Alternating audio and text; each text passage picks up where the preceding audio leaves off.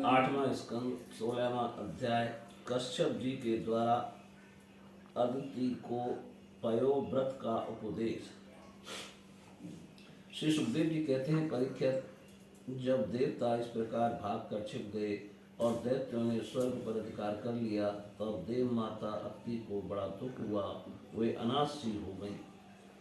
एक बार बहुत दिनों के बाद जब परम प्रभावशाली कश्यप मुनि की समाधि टूटी, तब वे अदिति के आश्रम पर आए। उन्होंने देखा कि ना तो वहाँ सुख शांति है और ना किसी प्रकार का उत्साह या सजावट ही।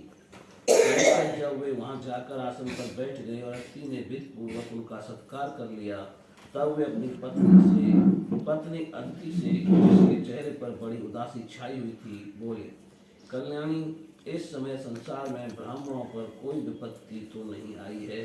धर्म का पालन तो ठीक ठीक होता है। काल के कराल गाल में पड़े हुए लोगों का कुछ अमंगल तो नहीं हो रहा है। प्रिय, गृहस्थाश्रम तो जो लोग योग नहीं कर सकते उन्हें भी योग का फल देने वाला है। इस गृहस्थाश्रम में रहकर धर्म, अर्थ और काम के सेवन में किसी प्रकार का विघ्न तो नहीं हो रहा है। ये भी संभव है कि तुम कुटुंब के भरण पोषण में व्यग्र हो रही हो, अतिथि आए हों और तुमसे बिना सम्मान पाए ही लौट गए हों। तुम खड़ी होकर उनका सत्कार करने में भी असमर्थ रही हो, इसी से तो तुम उदास नहीं हो रही हो। जिन घरों में आए हुए अतिथि का जल से भी सत्कार नहीं किया जाता और वे ऐसे ही लौट जाते हैं, वे घर अवश्य गीदड़ों के घर के समान हैं। प्रिय, संभव है मेरे बाहर चले जाने पर कभी तुम्हारा चित्त उद्विग्न हो रहा हो और समय पर तुमने भविष्य से अग्नियों में हवन न किया हो। सर्वदेव में भगवान के मुख हैं, ब्राह्मण और अग्नि। गृहस्थ पुरुष यदि इन दोनों की पूजा करता है तो उसे इन लोकों की प्राप्ति होती है, जो समस्त कामनाओं को पूर्ण करने वाले हैं। प्रिय, तुम तो सर्वदा प्रसन्न रहती हो, परंतु तुम्हारे बहुत से लक्षणों से मैं देख रहा हूँ कि इस समय तुम्हारा चित्त अस्वस्थ है। तुम्हारे सब लड़के तो कुशल मंगल है ना?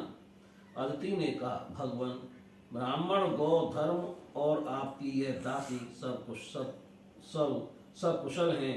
मेरे स्वामी, यह गृहस्थ आश्रम ही अर्थ, धर्म और काम की साधना में परम सहायक है। प्रभु, आपके निरंतर स्मरण और कल्याण कामना से अग्नि, अतिथि, सेवक, भिक्षुक और दूसरे याचकों का भी मैंने तिरस्कार नहीं किया है। भगवान, जब आप जैसे प्रजापति मुझे इस प्रकार धर्म पालन का उपदेश करते हैं, तब भला मेरे मन की कौन सी कामना है जो पूरी ना हो जाए।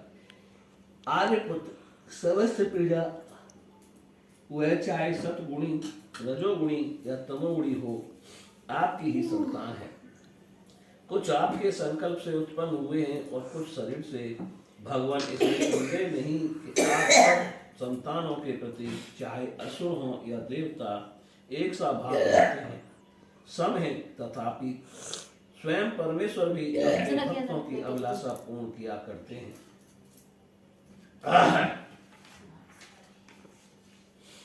मेरे स्वामी, मैं आपकी दासी हूँ। आप मेरी भलाई के संबंध में विचार कीजिए। मर्यादा पालक प्रभु, शत्रुओं ने हमारी संपत्ति और रहने का स्थान तक छीन लिया है। आप हमारी रक्षा कीजिए। बलवान दैत्यों ने मेरे ऐश्वर्य, धन, यश और पद छीन लिए हैं तथा हमें घर से बाहर निकाल दिया है।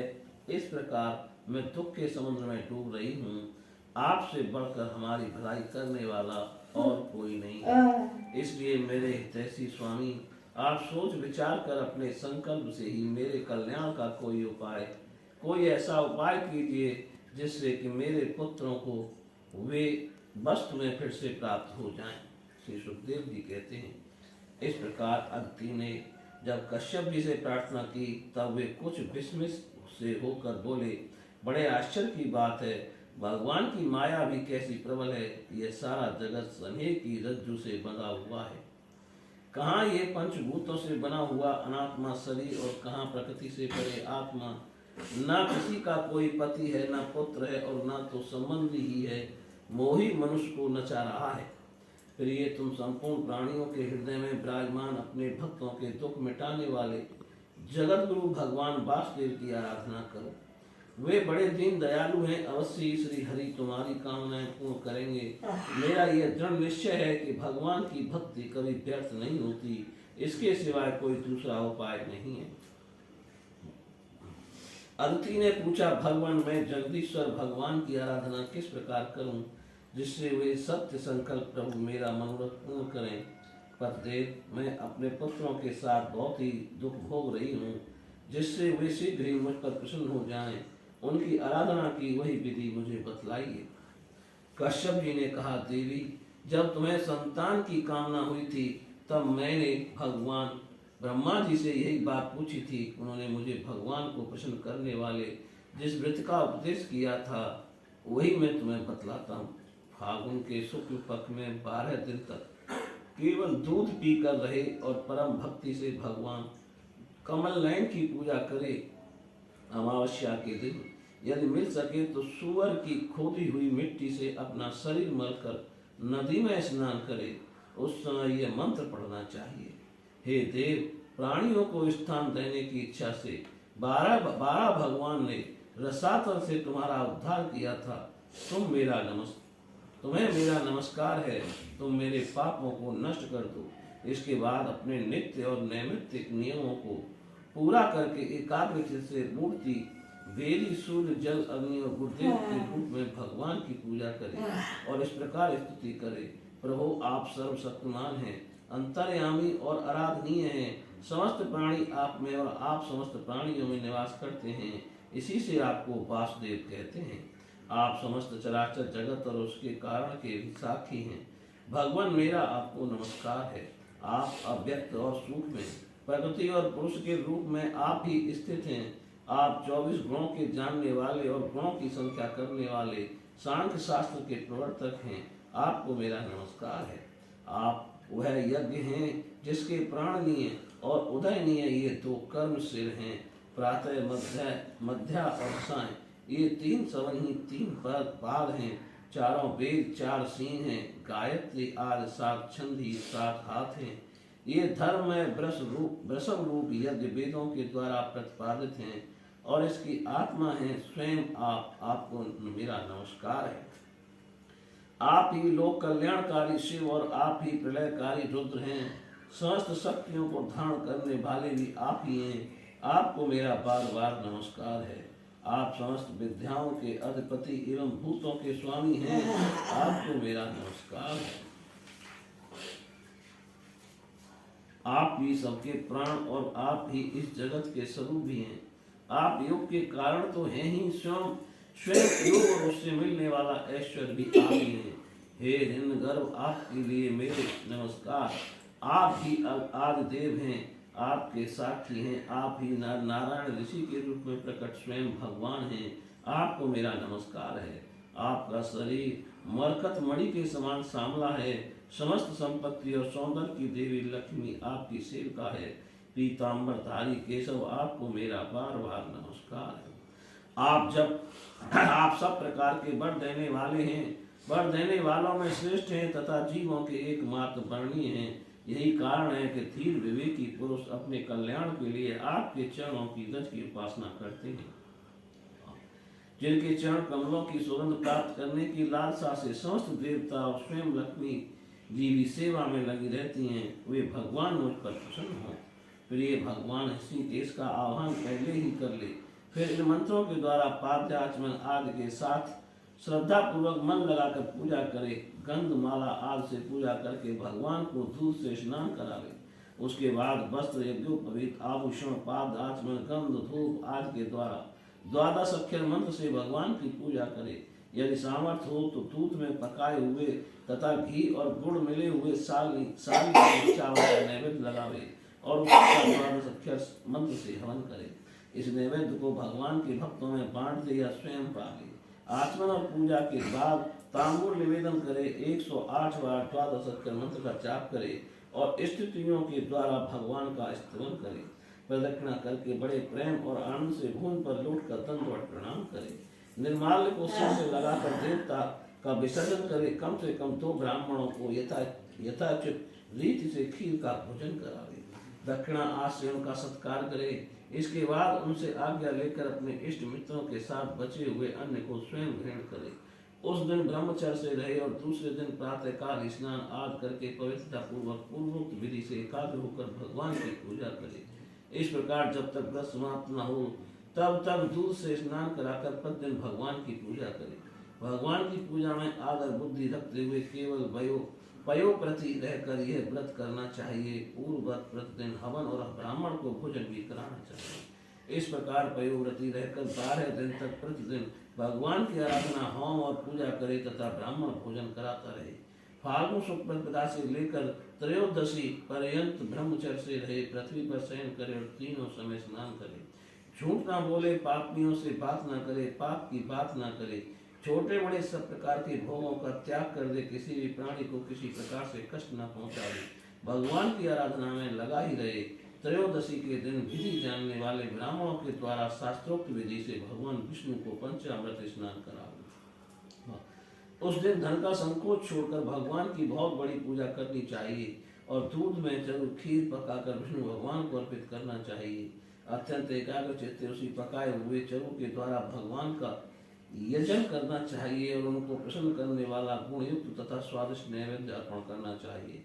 इसके बाद ज्ञान संपन्न आचार्य और ऋतुजों को वस्त्र आभूषण और गौ आदि देकर संतुष्ट करना चाहिए। प्रिय, इसे भी भगवान की ही आराधना समझो। प्रिय आचार्य और ऋतुजों को शुद्ध सात्विक और गुणयुक्त भोजन कराना ही चाहिए। दूसरे ब्राह्मण और आए हुए अतिथियों को भी अपनी शक्ति के अनुसार भोजन कराना चाहिए। गुरु और ऋतुजों को यथायोग्य दक्षिणा देनी चाहिए। जो चांडाल आदि अपने आप वहां आ गए हों उन सभी को दीन, अंधे और असमर्थ पुरुषों को भी अन्न आदि देकर संतुष्ट करना चाहिए। जब सब लोग खा चुके तब उन सबके सत्कार को भगवान की प्रसन्नता का साधन समझते हुए अपने भाई बंधुओं के साथ स्वयं भोजन करें। प्रतिपदा से लेकर त्रयोदशी तक प्रतिदिन नाच गान बाजे गाजे स्तुति स्तवाचन और भगवत कथाओं से भगवान की पूजा करे करावे। प्रिय, ये भगवान की श्रेष्ठ आराधना है। इसका नाम है पयोव्रत। ब्रह्मा जी ने मुझे जैसा बताया था वैसा ही मैंने तुम्हें बता दिया। देवी, तुम भागवती हो, अपनी इंद्रियों को बस में करके शुद्ध भाव एवं श्रद्धा पूर्ण चित्त से इस व्रत का भली भांति अनुष्ठान करो और इसके द्वारा अविनाशी भगवान की आराधना करो। कल्याणी, यह व्रत भगवान को संतुष्ट करने वाला है, इसलिए इसका नाम है सर्व यज्ञ और सर्व व्रत।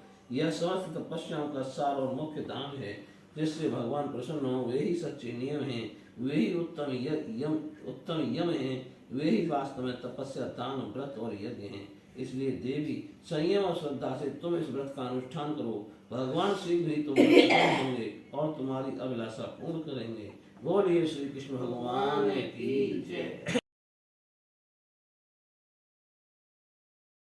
देव महर्षि कश्यप जी का उपदेश प्राप्त करके अदिति ने बड़ी सावधानी से 12 दिन तक इस व्रत का अनुष्ठान किया। बुद्धि को सारथी बनाकर मन की लगाम से उसने इंद्रिय रूप दुष्ट घोड़ों को अपने बस में कर लिया और एक निष्ठ बुद्धि से वह पुरुषोत्तम भगवान का चिंतन करती रही। उसने एकाग्र बुद्धि से अपने मन को सर्वात्मा भगवान वासुदेव में पूर्ण रूप से लगाकर पयोव्रत का अनुष्ठान किया। तब पुरुषोत्तम भगवान उसके सामने प्रकट हुए। परीक्षित वे पीताम्बर धारण किए हुए थे, 4 भुजाएं थीं और शंख चक्र गदा लिए हुए थे। अपने नेत्रों के सामने भगवान को सहसा प्रकट हुए देख अदिति सागर उठ खड़ी हुई और फिर प्रेम से भेल होकर उसने पृथ्वी पर लौटकर उन्हें दंडवत प्रणाम किया। फिर उठकर हाथ जोड़ भगवान की स्तुति करने की चेष्टा की, परंतु नेत्रों में आनंद के आंसू उमड़ आए। उससे बोला ना गया, सारा शरीर पुलकित हो रहा था। दर्शन के आनंदोल्लास से उसके अंगों में कंप होने लगा था। वह चुपचाप खड़ी रही। परीक्षित देवी अदिति ने अपने प्रेम पूर्ण नेत्रों से लक्ष्मीपति विश्वपति यज्ञेश्वर भगवान को इस प्रकार देख रही थी मानो वह उन्हें पी जाएगी। फिर वे बड़े प्रेम से गदगद वाणी से धीरे धीरे उसने भगवान की स्तुति की। अदिति ने कहा, आप यज्ञ के स्वामी हैं और स्वयं यज्ञ भी आप ही हैं। अच्युत, आपके चरण कमलों का आश्रय लेकर लोग सागर से तर जाते हैं। आपके यश कीर्तन का श्रवण भी संसार से तारने वाला है। आपके नामों के श्रवण मात्र से ही कल्याण हो जाता है। आठ पुरुष जो आपकी शरण में आ जाता है उसकी सारी विपत्तियों का आप नाश कर देते हैं। भगवान, आप दीनों के स्वामी हैं, आप हमारा कल्याण कीजिए। आप विश्व की उत्पत्ति, स्थिति और प्रलय के कारण हैं और विश्व रूप भी आप ही हैं। अनंत होने पर भी स्वच्छंदता से आप अनेक शक्ति और गुणों को स्वीकार कर लेते हैं। आप सदा अपने स्वरूप में ही स्थित रहते हैं। नित्य निरंतर बढ़ते हुए पूर्ण बोध के रूप द्वारा आप हृदय के अंधकार को नष्ट करते रहते हैं। भगवान, मैं आपको नमस्कार करती हूँ। प्रभु अनंत, जब आप प्रसन्न हो जाते हैं तब मनुष्य को ब्रह्मा जी की दीर्घ आयु, उनके ही समान दिव्य शरीर, प्रत्येक अभिष्ट वस्तु, अतुलित धन, स्वर्ग पृथ्वी पाताल योग की समस्त सिद्धियां, अर्थ धर्म काम रूप त्रिविध और केवल ज्ञान तक प्राप्त हो जाता है। फिर शत्रुओं पर विजय प्राप्त करना। आज जो छोटी छोटी कामनाएं, उनके संबंध में तो कहना ही क्या है। श्री सुखदेव जी कहते हैं, परीक्षा जब अदिति ने इस प्रकार कमल नयन भगवान की स्तुति की, तब समस्त प्राणियों के हृदय में रहकर गतिविधि जानने वाले भगवान ने यह बात कही। श्री भगवान ने कहा, देवताओं की जननी अदिति, तुम्हारी चिरकालीन अभिलाषा को मैं जानता हूँ। शत्रुओं ने तुम्हारे पुत्रों की संपत्ति छीन ली है, उन्हें उनके लोक स्वर्ग से खदेड़ दिया है। तुम चाहती हो कि युद्ध में तुम्हारे पुत्र उन मतवाले और बलि असुरों को जीत कर विजय लक्ष्मी प्राप्त करें, तब तुम उनके साथ भगवान की उपासना करो। तुम्हारी इच्छा यह भी है कि तुम्हारे इंद्रादि पुत्र जब शत्रुओं को मार डालें, तब तुम उनकी रोती हुई दुखी स्त्रियों को अपनी आंखों देख सको। अति तुम चाहती हो कि तुम्हारे पुत्र धन और शक्ति से समृद्ध हो जाएं, उनकी कीर्ति और ऐश्वर्य उन्हें फिर से प्राप्त हो जाए तथा वे स्वर्ग पर अधिकार जमा कर पूर्ववत विहार करें। परंतु देवी, वे असुर सेनापति इस समय जीते नहीं जा सकते, ऐसा मेरा निश्चय है, क्योंकि ईश्वर और ब्राह्मण इस समय उनके अनुकूल है। इस समय उनके साथ में लड़ाई छिड़ी जाएगी तो उससे सुख मिलने की आशा नहीं है। फिर भी देवी, तुम्हारे इस व्रत के अनुष्ठान से मैं बहुत प्रसन्न हूँ, इसलिए मुझे इस संबंध में कोई न कोई उपाय सोचना ही पड़ेगा, क्योंकि मेरी आराधना व्यर्थ तो होनी नहीं चाहिए, उससे श्रद्धा के अनुसार फल अवश्य मिलता है। मैं अपने पुत्रों की रक्षा के लिए विधि पूर्वक वयोव्रत से मेरी पूजा एवं स्तुति की है। अतः मैं अंश रूप से कश्यप के बीज में प्रवेश करूंगा और तुम्हारा पुत्र बनकर तुम्हारी संतान की रक्षा करूंगा। कल्याणी, तुम अपने पति कश्यप में मुझे इसी रूप में स्थित देखो और उन निष्प्रयाय प्रजापति की सेवा करो। देवी देखो, किसी के पूछने पर भी यह बात दूसरे को मत बतलाना। देवताओं का रहस्य जितना गुप्त रहता है उतना ही सफल होता है। श्री सुखदेव जी कहते हैं, इतना कहकर भगवान वही अंतर्ध्यान हो गए। उस समय अदिति यह जानकर कि स्वयं भगवान मेरे घर में जन्म लिए अपनी कृतज्ञता का अनुभव करने लगी हो, भला ये कितनी दुर्बल बात है। वह बड़े प्रेम से अपने पतिदेव कश्यप की सेवा करने लगी। कश्यप भी सत्यदर्शी थे, उनके नेत्रों से कोई बात छिपी नहीं रहती थी। अपने समाधि योग से उन्होंने जान लिया कि भगवान का अंश मेरे अंदर प्रवेश हो गया है। जैसे वायु काठ में अग्नि का आधान करती है, वैसे ही कश्यप जी ने समाहित चित्त से अपनी तपस्या के द्वारा चिर संचित वेद का अदिति में आधान किया। जब ब्रह्मा जी को यह बात मालूम हुई कि अदिति के घर में तो स्वयं अविनाशी भगवान आए हैं, तब वे भगवान के रहस्यमय नामों से उनकी स्तुति करने लगे। ब्रह्मा जी ने कहा, समग्र कीर्ति के आश्रय भगवान, आपकी जय हो। अनंत शक्तियों के अधिष्ठान, आपके चरणों में नमस्कार है। ब्रह्मण देव, त्रिगुणों के नियामक, आपके चरणों में मेरे बार बार प्रणाम है। प्रश्न के पुत्र रूप में उत्पन्न होने वाले वेदों के समस्त ज्ञान को अपने अंदर रखने वाले प्रभु, वास्तव में आप ही सबके विधाता हैं। आपको मैं बार बार नमस्कार करता हूँ। ये तीनों लोक आपकी नाभि में स्थित हैं। तीनों लोकों से परे वैकुंठ में आप निवास करते हैं। जीवों के अंतकरण में आप सर्वदा विराजमान रहते हैं। ऐसे सर्वव्यापक विष्णु को मैं नमस्कार करता हूँ। प्रभु, आप ही संसार के आदि अंत और इसलिए मध्य भी हैं। यही कारण है कि वेद अनंत शक्ति पुरुष के रूप में आपका वर्णन करते हैं। जैसे गहरा स्रोत अपने भीतर पड़े हुए तिनके को बहा ले जाता है, वैसे ही आप काल रूप से संसार का धारा प्रभाव संचालन करते हैं। आप चराचर प्रजा और प्रजापतियों को भी उत्पन्न करने वाले मूल कारण हैं। देवादिदेव जैसे जल में डूबते हुए के लिए नौका ही सहारा है, वैसे ही स्वर्ग से भगाए हुए देवताओं के लिए एकमात्र आप ही आश्रय हैं। बोलिए श्री कृष्ण भगवान की जय। बलि की यज्ञशाला में पधारना। श्री सुखदेव जी कहते हैं, परीक्षित, इस प्रकार जब ब्रह्मा जी ने भगवान की शक्ति और लीला की स्तुति की, तब जन्म मृत्यु रहित भगवान अदिति के सामने प्रकट हुए। भगवान की 4 भुजाएं थीं, उनमें वे शंख, गदा, कमल और चक्र धारण किए हुए थे। कमल के समान कोमल और बड़े बड़े नेत्र थे। पीताम्बर शोभायमान हो रहा था। विशुद्ध श्याम वर्ण का शरीर था। मकराकृति कुंडलों की कांति से मुख कमल की शोभा और भी उल्लसित हो रही थी। वह के स्थल पर श्री वत्स का चिन्ह, हाथों में कंगन और भुजाओं में बाजूबंद, सिर पर किरीट, कमर में कर्दनी की घड़ियां और चरणों में सुंदर नूपुर जगमगा रहे थे। भगवान गले में अपनी स्वरूप भूत बनमाला धारण किए हुए थे, जिसके चारों ओर झुंड के झुंड भौरे गुंजार रहे थे। उनके कंठ में कौस्तुभ मणि सुशोभित थी। भगवान की अंग कांति से प्रजापति कश्यप जी के घर का अंधकार नष्ट हो गया। उस समय दिशाएं निर्मल हो गई थी। नदी और सरोवरों का जल स्वच्छ हो गया। प्रजा के हृदय में आनंद की बाढ़ आ गई। सब ऋतुएं एक साथ अपना अपना गुण प्रकट करने लगी। स्वर्ग, लोक, अंतरिक्ष, पृथ्वी, देवता, गौर और पर्वत, इन सब के हृदय में हर्ष का संचार हो गया। परीक्षित, जिस समय भगवान ने जन्म ग्रहण किया, उस समय चंद्रमा श्रवण नक्षत्र पर थे। भाद्रपद मास के शुक्ल पक्ष की श्रवण नक्षत्र वाली द्वादशी थी। अभिजीत मुहूर्त में भगवान का जन्म हुआ था। सभी नक्षत्र और तारे भगवान के जन्म को मंगलमय सूचित कर रहे थे। परीक्षित, जिस तिथि में भगवान का जन्म हुआ था, उसे विजया द्वादशी कहते हैं। जन्म के समय सूर्य आकाश के मध्य भाग में स्थित थे। भगवान के अवतार के समय शंख, ढोल, मृदंग, ढप और नगाड़े आदि बाजे बजने लगे। इस तरह तरह के बाजों और तुरहियों को तुरंत ध्वनि होने लगी।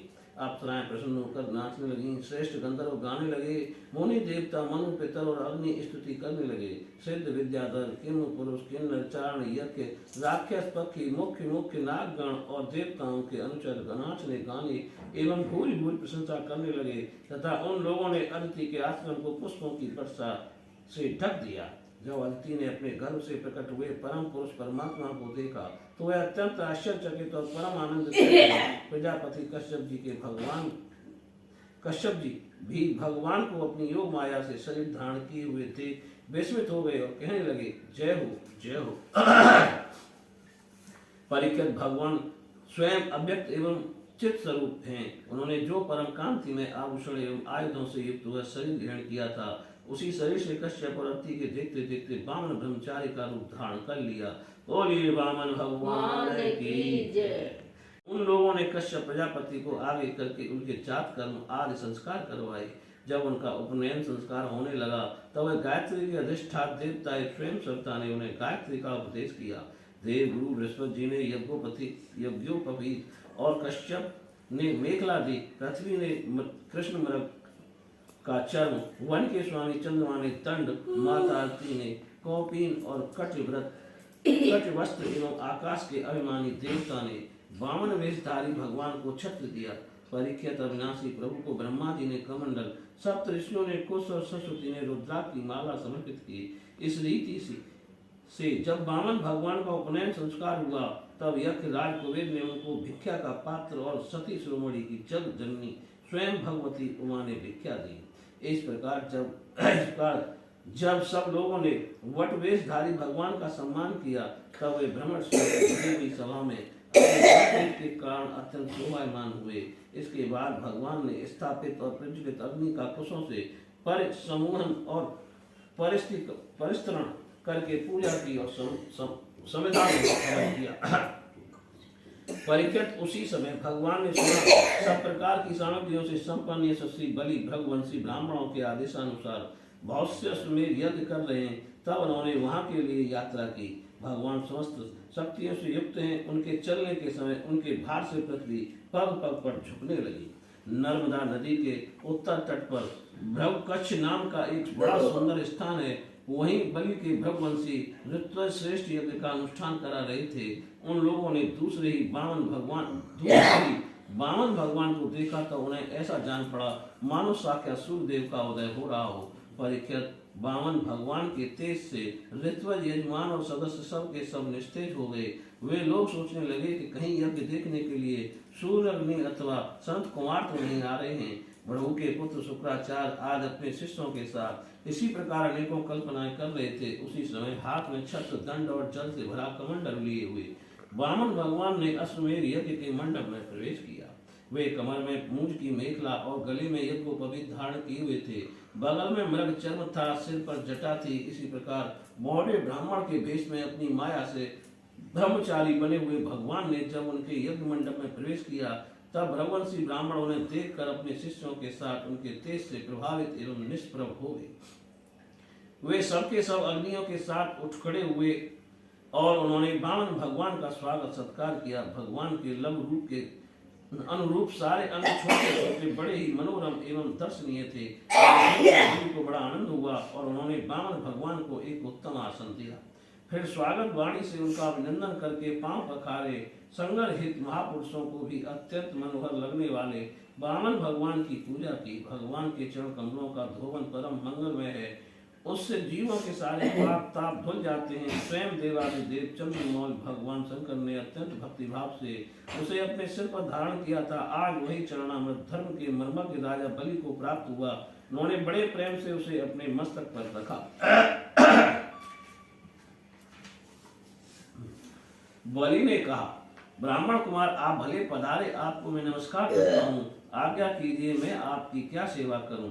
आज ऐसा जान पड़ता है कि बड़े बड़े ब्रह्मर्षियों का तपस्या ही स्वयं मूर्तमान होकर मेरे सामने आई है। आज आप मेरे घर पधारे, इससे मेरे पिता तृप्त हो गए। आज मेरा वंश पवित्र हो गया, आज मेरा यह यज्ञ सफल हो गया। ब्राह्मण कुमार आपके पांव पखारने से मेरे सारे पाप धुल गए और विधि पूर्वक यज्ञ करने से अग्नि में आहुति डालने से जो फल मिलता है वह अनायास ही मिल गया। आपके इन नन्हे नन्हे चरणों और इनके धोवन से पृथ्वी पवित्र हो गई। ब्राह्मण कुमार ऐसा जान पड़ता है कि आप कुछ चाहते हैं। परम पूज्य ब्रह्मचारी जी, आप जो चाहते हैं, गाय सोना सामग्रियों से सुसज्जित घर, पवित्र अन्न, पीने की वस्तु, विवाह के लिए ब्राह्मण की कन्या, संपत्तियों से भरे हुए गांव, घोड़े, हाथी, रथ हुआ सब आप मुझसे मांग लीजिए। अवश्य वह सब मुझसे मांग लीजिए। बोलिए श्री कृष्ण भगवान की। बलि का वचन देना और शुक्राचार्य जी का उन्हें रोकना। श्री सुखदेव जी कहते हैं, राजा बलि ये वचन धर्म भाव से भरे और बड़े मधुर थे। उन्हें सुनकर भगवान वामन ने बड़ी प्रसन्नता से उनका अभिनंदन किया और कहा, श्री भगवान ने कहा, राजन आपने जो कुछ कहा वह आपको कुल परंपरा के अनुरूप धर्म भाव से परिपूर्ण यश को बढ़ाने वाला और अत्यंत मधुर है। क्यों ना हो, परलोक हितकारी धर्म के संबंध में आप भृगुपुत्र शुक्राचार्य को परम प्रमाण मानते हैं। साथ ही अपने कुल पिता में परम शांत प्रहलाद जी की आज्ञा भी तो आप मानते हैं। आपकी परंपरा में कोई धैर्यहीन अथवा कृपण पुरुष कभी हुआ ही नहीं। ऐसा भी कोई नहीं हुआ जिसने ब्राह्मण को कभी दान न दिया हो अथवा जो एक बार किसी को कुछ देने की प्रतिज्ञा करके बाद में मुकर गया हो। दान के अवसर पर याचकों की याचना सुनकर और युद्ध के अवसर पर शत्रु के ललकारने पर उनकी ओर से मुंह मोड़ लेने वाला कायर आपके वंश में कोई भी नहीं हुआ। क्यों ना हो, आपकी कुल परंपरा में प्रहलाद अपने निर्मल यश से वैसे ही शोभायमान होते हैं जैसे आकाश में चंद्रमा। आपके कुल में ही हिरण्यक के जैसे वीर का जन्म हुआ था। वह वीर जब हाथ में गदा लेकर अकेला ही दिग्विजय के लिए निकला, तब सारी पृथ्वी में घूमने पर भी उसे अपनी जोड़ का कोई वीर न मिला। तब विष्णु भगवान जल में से पृथ्वी का उद्धार कर रहे थे। तब वह उनके सामने आया और बड़ी कठिनाई से उन्होंने उस पर विजय प्राप्त की। परंतु उसके बाद बहुत बाद भी उन्हें बार बार हिरण्यक की शक्ति और बल का स्मरण हो आया करता था और आज उसे जीत लेने पर भी अपने को विजयी नहीं समझते थे। जब हिरण्यक के भाई हिरण्यकशिपु को उसके वध का वृत्तांत मालूम हुआ, तब वह अपने भाई का वध करने वाले मार डालने के लिए क्रोध करके भगवान के निवास स्थान वैकुंठ धाम में पहुंचा। विष्णु भगवान माया रचने वालों में सबसे बड़े हैं और समय को खूब पहचानते हैं। तब उन्होंने देखा कि हिरण्यकशिपु को हाथ में सूल लेकर काल की भांति मेरे ऊपर धावा कर रहा है। तब उन्होंने विचार किया, जैसे संसार के प्राणियों के पीछे मृत्यु लगी रहती है, वैसे ही मैं जहाँ जहाँ जाऊंगा वहीं यह मेरा पीछा करेगा। इसलिए मैं इसके हृदय में प्रवेश कर जाऊं जिससे यह मुझे ना देख सके, क्योंकि यह तो भयमुखी है, बाहर की वस्तुएं भी देखता है। असुर शिरोमणि, जिस समय हिरण्यकशिपु उन पर झपट रहा था, उसी समय ऐसा निश्चय करके डर से कांपते हुए विष्णु भगवान ने अपने शरीर को सूक्ष्म बना लिया। उसके प्राणों के द्वारा नासिकाओं में से होकर हृदय में जा बैठे। हिरण्यकश्यप ने उनके लोग को भली भांति छान डाला, परंतु उनका कहीं पता न चला। इस पर क्रोधित होकर वह सिंहनाद करने लगा। उस वीर ने पृथ्वी, स्वर्ग, दिशा, आकाश, पाताल और समुद्र सब कहीं विष्णु भगवान को ढूंढा, परंतु वे कहीं भी उसे दिखाई न दिए। उनको कहीं न देख कर वह कहने लगा, मैंने सारा जगत छान डाला, परंतु वह मिला नहीं। अवश्य वह भ्रात घाती उस लोक में चला गया जहाँ जाकर फिर लौटना नहीं होता। बस अब उससे बैर भाव रखने की आवश्यकता नहीं, क्योंकि बैर तो देह के साथ ही समाप्त हो जाता है। क्रोध का कारण ज्ञान है और अहंकार से उसकी वृद्धि होती है। राजन, आपके पिता प्रहलाद नंदन विरोचन बड़े ही ब्राह्मण भक्त थे। यहाँ तक कि उनके शत्रु देवताओं ने ब्राह्मणों का भेष बनाकर उनसे उनकी आयु का दान मांगा, और उन्होंने ब्राह्मणों के छल को जानते हुए भी अपनी आयु दे डाली। आप भी उसी धर्म का आचरण करते हैं जिसका शुक्राचार्य आज ग्रस्त ब्राह्मण आपके पूर्वज प्रहलाद और दूसरे यशस्वी वीरों ने पालन किया है। दैत्येंद्र, आप मुंह मांगी वस्तु देने वालों में श्रेष्ठ हैं। इसी से मैं आपसे थोड़ी सी पृथ्वी केवल अपने पैरों से 3 डग मांगता हूँ। माना कि आप सारे जगत के स्वामी और बड़े उदार हैं, फिर भी मैं आपसे इससे अधिक नहीं चाहता। विद्वान पुरुष को केवल अपनी आवश्यकता के अनुसार ही दान स्वीकार करना चाहिए, इससे वह प्रतिग्रह जन्य पाप से बच जाता है। छोटा बुजुर्ग उसकी मांगू भैया। राजा बलि ने कहा, ब्राह्मण कुमार, तुम्हारी बातों तो वृद्धों जैसी हैं, परंतु तुम्हारी बुद्धि अभी बच्चों की सी है। अभी तुम हो भी तो बालक ही ना, बालक समझ लो। इसी से अपना हानि लाभ नहीं समझ रहे हो। मैं तीनों लोकों का एकमात्र अधिपति हूँ और द्वीप का द्वीप दे सकता हूँ। जो मुझे अपनी वाणी से प्रश्न कर ले और मुझसे केवल 3 डग भूमि मांगे, वह भी क्या बुद्धिमान कहा जा सकता है? ब्रह्मचारी जी, जो एक बार कुछ मांगने के लिए मेरे पास आ गया, उसे फिर कभी किसी से कुछ मांगने की आवश्यकता नहीं पड़नी चाहिए। अतः अपनी जीविका चलाने के लिए तुम्हें जितनी भूमि की आवश्यकता हो उतनी मुझसे मांग लो। श्री भगवान ने कहा, राजन, संसार के सब प्यारे थे। बेशक एक मनुष्य की कामनाओं को भी पूर्ण करने में समर्थ नहीं है, यदि वह अपनी इंद्रियों को बस में रखने वाला संतोषी ना हो। जो 3 पग भूमि से संतोष नहीं कर लेता, उसे 9 वर्षों से युक्त द्वीप भी दे दिया जाए तो भी वह संतुष्ट नहीं हो सकता, क्योंकि उसके मन में 7 द्वीप पाने की इच्छा बनी ही रहेगी। मैंने सुना है कि पृथु गए आदि नरेश 7 द्वीपों के अधिपति थे, परंतु उतने धन और भोग के मिलने पर भी वे तृष्णा का पार न पा सके। जो कुछ प्रारब्ध से मिल जाए उसी से संतुष्ट हो रहने वाला पुरुष अपना जीवन सुख से व्यतीत करता है, परंतु अपनी इंद्रियों को बस में न रखने वाला तीनों लोकों का राज्य पाने पर भी दुखी ही रहता है, क्योंकि उसके हृदय में असंतोष की आग धधकती रहती है। धन और भोगों से संतोष न होना ही जीव के जन्म मृत्यु के चक्कर में गिरने का कारण है, तथा जो कुछ प्राप्त हो जाए उसी में संतोष कर लेना मुक्ति का कारण है। जो ब्राह्मण स्वयं प्राप्त वस्तु से ही संतुष्ट हो रहता है, उसके तेज की वृद्धि होती है। उसके असंतोषी हो जाने पर उसका तेज वैसे ही शांत हो जाता है जैसे जल से अग्नि। इसमें संदेह नहीं कि आप मुंह मांगी वस्तु देने वालों में शिरोमणि हैं, इसलिए मैं आपसे केवल 3 पग भूमि ही मांगता हूँ। इतने से ही मेरा काम बन जाएगा। धन उतना ही संग्रह करना चाहिए जितने की आवश्यकता हो।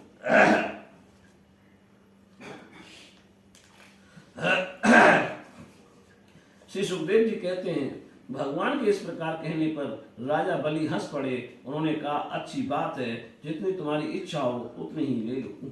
यो कहकर भगवान को 3 पग पृथ्वी का संकल्प करने के लिए उन्होंने जल पात्र उठाया। शुक्राचार्य सब कुछ जानते थे, उनसे भगवान की लीला भी छिपी नहीं थी। उन्होंने राजा बलि को पृथ्वी देने के लिए तैयार देखकर उनसे कहा। शुक्राचार्य जी ने कहा, विरोचन कुमार, ये स्वयं अविनाशी भगवान विष्णु है। देवताओं का काम बनाने के लिए कश्यप की पत्नी अदिति के गर्भ से अवतीर्ण हुए हैं। तुमने ये अनर्थ न जानकर कि ये मेरा सब कुछ छीन लेंगे, इन्हें दान देने की प्रतिज्ञा कर ली है। ये तो दैत्यों पर बहुत बड़ा अन्याय होने जा रहा है, इसे मैं ठीक नहीं समझता। स्वयं भगवान ही अपनी योग माया से ये ब्रह्मचारी बनकर बैठे हुए हैं। ये तुम्हारा राज्य, ऐश्वर्य, लक्ष्मी, तेज और विश्व विख्यात कीर्ति सब कुछ तुमसे छीन कर इंद्र को दे देंगे। ये विश्व रूप हैं, 3 पग में तो सारे लोगों को नाप लेंगे। मूर्ख, जब तुम अपना सर्वस्वी विष्णु को दे डालोगे तो तुम्हारा जीवन निर्वाह कैसे होगा? ये विश्व व्यापक भगवान एक पग में पृथ्वी और दूसरे में पग में स्वर्ग को नाप लेंगे। इनके विशाल शरीर से आकाश भर जाएगा, तब इनका तीसरा पग कहाँ जाएगा? तुम उसे पूरा न कर सकोगे। ऐसी दशा में समझता हूँ कि प्रतिज्ञा करके पूरा न कर पाने के कारण तुम्हें नरक में ही जाना पड़ेगा, क्योंकि तुम अपनी की हुई प्रतिज्ञा को पूर्ण करने में सर्वथा असमर्थ हो जाओगे। विद्वान पुरुष उस दान की प्रशंसा नहीं करते जिसके बाद जीवन निर्वाह के लिए कुछ बचे ही नहीं। जिसका जीवन निर्वाह ठीक ठीक चलता है वही संसार में दान, यज्ञ, तप और परोपकार कर्म कर सकता है।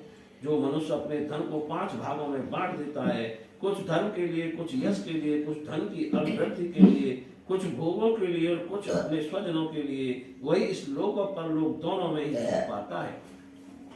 असुर शिरोमणि, यदि तुम्हें अपनी प्रतिज्ञा टूट जाने की चिंता हो तो मैं इस विषय में तुम्हें कुछ ऋग्वेद की ऋतुओं का आश्रय सुनाता हूँ। तुम सुनो। ऋतु कहती है, किसी को कुछ देने की बात स्वीकार कर लेना सत्य है और नकार जाना अर्थात अस्वीकार कर देना असत्य है। यह शरीर एक वृक्ष है और सत्य इसका फल फूल है, परंतु यदि वृक्ष ही ना रहे तो फल फूल कैसे रह सकते हैं? क्योंकि नकार जाना, अपनी वस्तु दूसरे को न देना, दूसरे शब्दों में अपना संग्रह बचाए रखना, यही शरीर रूप वृक्ष का मूल है।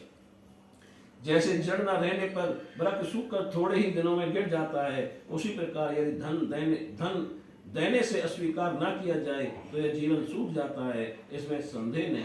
हाँ, मैं दूंगा, यह बाकी धन को दूर हटा देता है, इसलिए इसका उच्चारण ही अपूर्ण अर्थात धन से खाली कर देने वाला है। यही कारण है कि जो पुरुष हाँ मैं दूंगा ऐसा कहता है वह धन से खाली हो जाता है। जो याचक को सब कुछ देना स्वीकार कर लेता है वह अपने लिए भोग की कोई सामग्री नहीं रख सकता। इसके विपरीत मैं नहीं दूंगा, यह जो अस्वीकारात्मक असत्य है वह अपने धन को सुरक्षित रखने तथा पूर्ण करने वाला है, परंतु ऐसा सब समय नहीं करना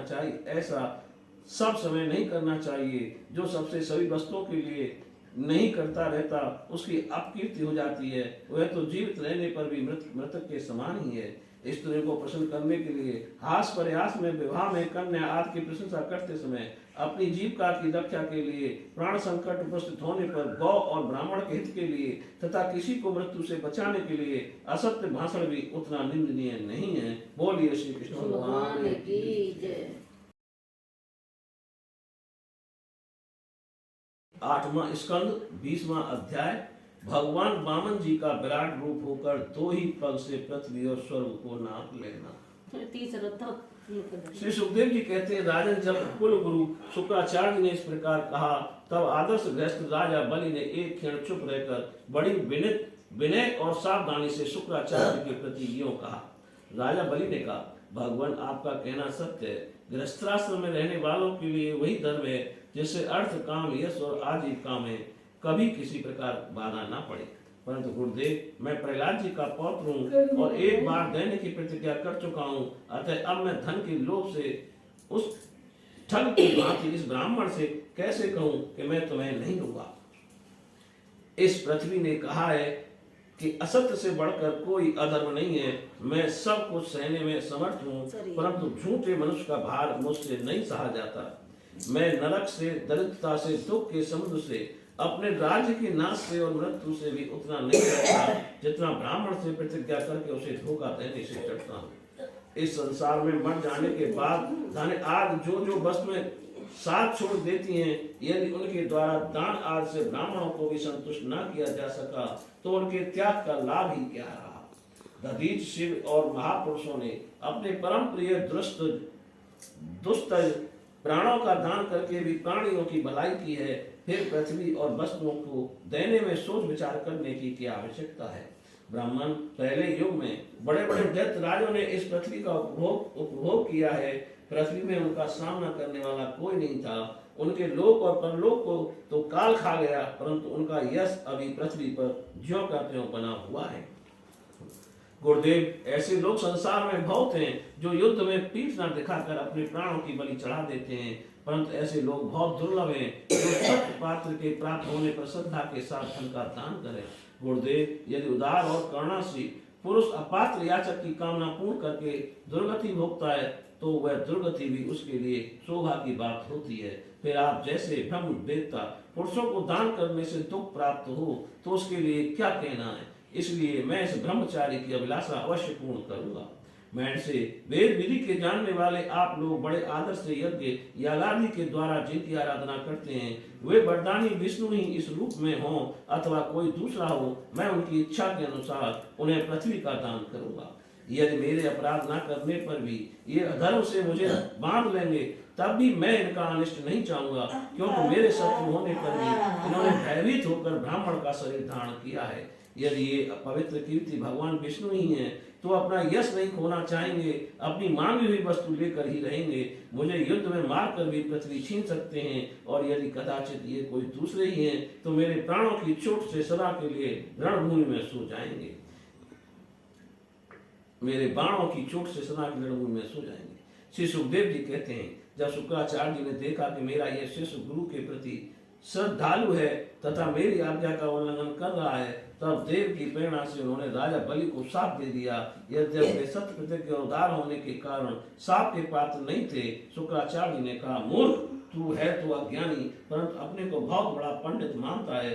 तू मेरी उपेक्षा करके गर्व कर रहा है। तूने मेरी आज्ञा का उल्लंघन किया है, इसलिए शीघ्र ही तू अपनी लक्ष्मी खो बैठेगा। राजा बलि बड़े महात्मा थे। अपने गुरुदेव के शाप देने पर भी वे सत्य से नहीं डरे। उन्होंने वामन भगवान की विधि पूर्वक पूजा की और हाथ में जल लेकर 3 पग भूमि का संकल्प कर दिया। उसी समय राजा बलि की पत्नी विंध्यावली, जो मोतियों के गहनों से सुसज्जित थी, वहां आई। उसने अपने हाथों वामन भगवान के चरण पखारने के लिए जल से भरा सोने का कलश ला कर दिया। बलि ने स्वयं बड़े आनंद से उनके सुंदर सुंदर युगल चरणों को धोया। उनके चरणों का वह विश्व पावन जल अपने सिर पर चढ़ाया। उस समय आकाश में स्थित देवता, गंधर्व, सिद्ध चारण सभी लोग राजा बलि के इस अलौकिक कार्य तथा सरलता की प्रशंसा करते हुए बड़े आनंद से उनके ऊपर दिव्य पुरुषों की वर्षा करने लगे। एक साथ ही हजारों दुंदुभियां बार बार बजने लगी। गंधर्व के पुरुष और किन्नर गान करने लगे, औ धन्य इन उदार शिरोमणि बलि ने ऐसा काम कर दिखाया जो दूसरों के लिए अत्यंत कठिन है। देखो तो सही, इन्होंने जानबूझकर अपने शत्रु को 3 लोकों का दान कर दिया। इसी समय एक बड़ी अद्भुत घटना घट गई। अंत भगवान वह त्रिगुणात्मक वामन रूप बढ़ने लगा। वह यहाँ तक कि बढ़ा कि पृथ्वी, आकाश, दिशाएं, स्वर्ग, पाताल, समुद्र, पशु, पक्षी, मनुष्य, देवता और ऋषि सब के सब उसी में समा गए। बहुत बड़ा रूप कर लिया। ऋतु, आचार और सदस्यों के साथ बलि ने समस्त ऐश्वर्यों के एकमात्र स्वामी भगवान के उस त्रिगुणात्मक शरीर में पंचभूत, इंद्रिय, उनके विषय, अंतःकरण और जीवों के साथ वह संपूर्ण त्रिगुणों में जगत देखा। राजा बलि ने विश्व स्वरूप भगवान के चरण तल में रसातल चरणों में विश्व भगवान के चरण तल में रसातल चरणों में पृथ्वी, पिंडलियों में पर्वत, घुटनों में पक्षी और जांघों में मरुदगण को देखा। इसी प्रकार भगवान के वस्त्रों में संध्या, गो स्थानों में प्रजापति गण, जगन स्थल में अपने सहित समस्त असुरगण, नाभि में आकाश, कोख में 7 समुद्र और वक्ष स्थल में नक्षत्र समूह देखे। उन लोगों को भगवान के हृदय में धर्म, स्तनों में ऋतु मधुर और सत्य वचन, मन में चंद्रमा, वक्ष स्थल में हाथों में कमल लिए लक्ष्मी जी, कंठ में सामदेव और संपूर्ण शब्द समूह उन्हें दिखे। बाहुओं में इंद्रादि समस्त देवगण, कानों में दिशाएं, मस्तक में स्वर्ग, केशों में मेघमाला, नासिका में वायु, नेत्रों में सूर्य और मुख में अग्नि दिखाई पड़ी। वाणी में वेद, रसना में वरुण, भौं में विधि और निषेध, पालकों में दिन रात, विश्व रूप के ललाट में क्रोध और नीचे के होठ में लोभ के दर्शन हुए। परीक्षित उनके स्पर्श, काम, वीर में जल, पीठ में अधर्म, पद विन्यास में यज्ञ, छाया में मृत्यु, हंसी में माया और शरीर के रोमों में सब प्रकार की औषधियां थी।